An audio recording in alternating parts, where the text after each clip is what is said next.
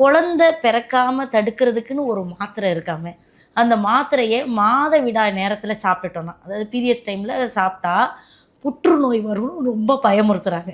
அது உண்மையா இல்லையா? ஓகே. ஸோ இப்போ உங்களுக்கு புரிகிற மாதிரி நான் சொல்லணும்னா, அந்த மாத்திரை வந்து ஆக்சுவலி பீரியட் டைம்லேயே கொடுக்க மாட்டோம். ஓகேயா? ஸோ அது வந்து பீரியட்ஸுக்கு அந்த டேப்லெட்டுக்கும் கனெக்ஷனே இல்லை. அது எது கொடுக்குறோம், அது வந்து ஒரு 21 days கான்ட்ரசெப்டிவ் பில் அப்படின்னு. அதில் 2 டைப் ஆஃப் ஹார்மோன் இருக்கும். ஒரு ஈஸ்ட்ரோஜன் ப்ரொஜெஸ்ட்ரான் கம்பைன் பண்ணி ஒரு டேப்லெட். அது நம்ம பாடியில் இருக்கிற ஹார்மோன்ஸே வந்து நம்ம டேப்லெட்டாக கன்வெர்ட் பண்ணி அந்த டேப்லெட்டாக கொடுக்குறோம். ஓகே, அந்த மாத்திரை கொடுக்குறோம். ஸோ இதில் வந்து கேன்சர் வருமா இல்லையா அப்படின்னு நீங்கள் கேட்டிங்க இல்லையா? வெரி நல்ல கொஸ்டின் தான் அது. ஏன் அப்படின்னா, இப்போ அந்த மாத்திரைக்கு வந்து ஒரு ஸ்பெசிஃபிக் டைம் பீரியட் இருக்கும். நீங்கள் இவ்வளோ டைம் தான் அந்த டேப்லெட் சாப்பிடணும், இதுக்கு மேலே நீங்கள் அந்த டேப்லெட் சாப்பிடக்கூடாது அப்படின்னு இருக்கும்.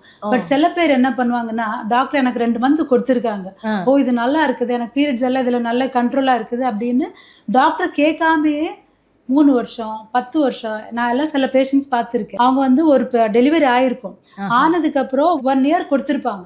இவங்க வந்து 15 வருஷமாக போட்டிருப்பாங்க. ஸோ அப்போ தான் வந்து நமக்கு புற்றுநோய் வர்றதுக்கு ரிஸ்க் ஜாஸ்தியாக இருக்கும். SIMS hospital Vadapalani. Discover the true joy of good health.